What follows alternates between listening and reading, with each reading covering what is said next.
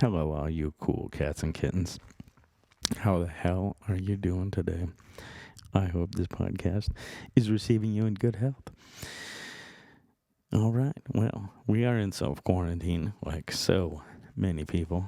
You know, that's the wrong phrase, actually. We are in self-isolation. We put sick people in quarantine. We self-isolate voluntarily when we are healthy. That is a big difference. I think we need to make sure we keep that distinction not only in our heads but in our speech. So self-isolation, not quarantine. Anyways, I hope you're all doing well. I hope you're not getting cabin fever. I think we're all getting a little touch of it. But anyways, you know, we're having a tough time getting guests. Surprise, surprise, during self-quarantine. Jesus, said it again. During self-isolation. So, you know, I've been using this time to focus on eating better and getting regular exercise, even though the gym isn't open. And I've been trying to get some projects done. I got the garage clean and stuff. But I didn't want to just do physical projects, cleaning up the house, doing the spring cleaning. I wanted to make sure that I did the big project, and that's working on some self-reflection and doing some cleanup with our soul, getting rid of that bad stuff and finding the good stuff and holding on to that tight. So I have gotten into a good healthy routine during self-isolation again, or at least I pretending I have anyways. I think I have. And I'm going to give you guys some tips on staying happy and healthy when we are in self-isolation during this COVID-19 outbreak in 2020. So, important. I'm not a professional. I'm just a dude. I'm a professional chef. I'm an amateur podcaster. I'm just somebody who's improved my own health, with a little bit of research, just not eating quite so poorly, quite so often, and getting a little bit of exercise. I've managed to shave off about 40, 50 pounds over the last several years. But the important thing is I lost weight instead of gained weight. And when you're approaching 40, that's what really matters. It's not that I haven't gained, or not that I haven't, I could have lost more, but I have steadily maintained a healthier lifestyle than before. And that's what's really important. I didn't try to do anything super drastic. I didn't cut out all the stuff out of my diet. I didn't do strict keto for several years or anything to lose all this weight. Because basically like I said, modest changes to the lifestyle, something manageable. Just less sweets, more protein, more vegetables, more exercise. It's really, really that simple. But if you have any sort of limited mobility, some sort of underlying health issue, you should definitely talk to your doctor, talk to your medical professional before you start any sort of exercise routine. But not all of this is about exercise. In fact, there's only like 1 point about exercise, 2 points. So there's plenty of other stuff on here for self-improvement, even if you cannot physically get out to exercise. So, all right, here's my list. Here's my tips for staying happy and healthy and positive during self-isolation. So number 1 is just have a routine. Structure is really good for mental health. So what you want to do is write down some activities that you are going to do every day. And I'm going to throw up a little example right here. Basically you're going to schedule a time that you're going to get some exercise in the morning, just like a simple walk, just some calisthenics, something, a little warm up. You're going to get your coffee and you're going to get your breakfast at a regular time every day. Because, you already do that when you're going to work. And if you're not, excuse me, if you're not going to work right now, it's important that you maintain a routine. If you get up every day at 6:45 and you're at work by 8 o'clock, there's certain things you do in between there. There's certain things you do between point A and point B, and that is your morning routine. And you don't want to lose the routine just because you're not physically driving to that job anymore. So you're still going to want to wake up at a regular time. You're still going to want to get your breakfast and then start your day. And one of the best ways to get your motor pumping right away in the morning is to get just a little bit of exercise. Go for a walk. Just stretch. Do something, right? And then you're going to schedule some screen-free reading at some point during the day. And then, some more exercise after work. And then I write down, clean the kitchen after dinner. So this is a real loose schedule. That's just an example. You can do whatever for your routine, as long as your routine isn't lay on the couch, eat Oreos, play video games. That's not the routine you need to write down. You can probably do all of those things every day, but that's not healthy behavior that you need to write down and make sure you schedule into your day. So, moving right along, point 2 is get regular exercise, even if it's just that morning warm-up, that little walk you go for. Make sure you get some sort of physical activity every day. Again, if you have limited mobility, or some other factor that is physically keeping you from getting exercise, obviously you need to talk to your medical professional. If you have any sort of underlying health issue, you should talk to your medical professional. But exercise is good. I don't think there's going to be many physicians out there that are going to tell you not to exercise. They're just going to steer you in the direction of what you can do based off what you got going on. If you got a knee injury or a shoulder injury or limited mobility, they're going to help steer in the right direction of what you can accomplish with what you are physically capable of to work around your injury or whatever. Excuse me. My throat is really dry for some reason. Anyways, moving right along. Get outside, get some fresh air, get some vitamin D.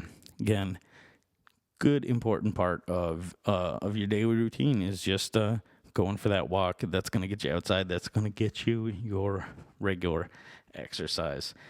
So just going outside for a walk is going to hammer down a couple of things off of this routine that you need to get in already. Again, these are just healthy behaviors that we should all probably be engaging in. But you're gonna want to get outside to physically get fresh air, and to get some vitamin D from the sun. Again, you might even want to look into a vitamin D supplement if you can't get outside enough. But yeah, I mean, like I said, unless your legs don't work, there's probably not much reason that you don't get outside other than the fact of your own stubbornness. So just get outside, get some vitamin D. It's spring. Everything's melty. It's a little chilly, but, it's Minnesota. We got hoodies. So get your basket outside already. Get some vitamin D. Get some fresh air. All right. Point number 4. Do some mindful meditation. You can find some guided meditation on YouTube. You can find several apps. It's a really good practice for self-reflection, self-awareness. Brings you a step closer to self-improvement. It's definitely been something that's it's helped me work on my flaws. And it's something I would definitely recommend to everybody. All right, moving along. Number 5, things to do to stay healthy and positive during self-isolation. Number 5, limit screen time. I'm sure this is something most all of us struggle with. We all got that stupid phone in our hand. We got that tablet. We're we're watching TV at the end of the day. So just set aside some time every day to not use the screen. Turn it off. Turn off the TV. Do some reading. Go outside.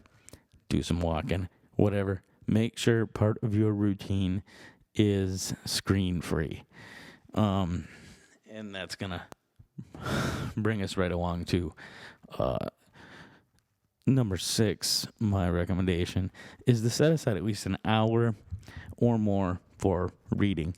And that again is screen free time. You need to pick up a regular book, comic book, newspaper, magazine, something that is not an electronic device, and read for an hour. Be it fiction, nonfiction, educational, doesn't matter whatsoever. Just do an hour of reading every day. It's gonna help you limit your screen time, and it's gonna bring you back to some enjoyment that isn't linked to likes and electronics and dopamine, from this artificial online world. So I think it's really, really important to set aside some time to read, to let your mind explore that other part that it might not, you might not be using that part of the brain too much. I think electronic devices stimulate our brain different than just paper and words. So yeah, I would set aside an hour every day for some screen-free reading. I spend probably close to an hour each day reading comic books, and that's perfectly fine. That's screen-free reading time. So you can make it whatever you want. It doesn't have to be the newspaper or some shitty educational book. Read something you want to read. For God's sakes, don't make it torture for yourself. Find something that you want to spend an hour reading every day, and it's gonna go by without a hitch. All right, number 7. I recommend everybody check out some yoga. This is another exercise-related thing. But, again, YouTube, there's any skill level, any weight, any size, any age. You just type in YouTube for fat women, YouTube for fat men, YouTube for elderly, YouTube for kids, YouTube, yoga. Yeah, just type in fat yoga, kids yoga, elderly yoga, yoga for core, yoga for shoulder injury, yoga for bad knees, whatever your specific thing is, there's probably a YouTube yoga video for it. So check out some yoga for sure. There's even like chair yoga, like yoga you do while sitting in a chair. So again, this is kind of a no excuses thing. Sure, talk to your doctor. I don't think there's a doctor out there that's going to say, for God's sakes, don't do yoga. It's a horrible idea. I don't think that's going to happen. Hell, maybe it'll happen. But anyways, moving right along. Number 8, call a friend or family member every single week. We're social creatures. We are herd animals, really, by nature. And we are forcing ourselves to not do that. And yeah, it's for a good cause. We do need to flatten the curve. We do need to make sure that we don't let this pandemic absolutely ravage our country and kill a lot of people. Last thing we want is a modern day plague on our hands that kills a third of our country. But it's pretty obvious at this point that we are not going to get to 100 million dead, which would be about a third of our country, which would be, Black Plague level. it's obviously we're not gonna get to that at least anytime soon. At least not with this virus. Not this year. So yeah, I don't even know what point I was saying with that. I think I was just having a rambling moment. That felt kind of good going off script. Anyways, point number 9. Don't go to sleep with a dirty kitchen. Kitchen is the heart of a home. It's where you make your meals. It's where you clean up after yourselves. Kitchen is the heart of a home, and it's a place of comfort. And nobody wants to wake up and walk into the kitchen and find yesterday's mess. It's not a good way to start off the day, and it's not anything that you guys want to be doing right now. You're going to want to start off every day on a positive note, and walking into a dirty kitchen is the furthest thing from a positive note. So before you take your shower and crawl into bed, make sure that kitchen's clean. You're going to be much happier in the morning walking into a nice clean kitchen. All right, excuse me. Point number 10. Keep a food and exercise log. Hey, real simple concept on this one. You're going to write down what and when you exercise and what and when you eat. And, obviously, drinks with calories count in there as well. So you got to write down your Cokes or your Pepsis or your beers or your glasses of wine or whatever it is. But, anytime you're consuming something with calories, so water, wine, tea, those things don't count. But anything else is going to pretty much have some calories in it. So you're going to write down every time you eat or drink anything that has calories, and every time you do any kind of exercise.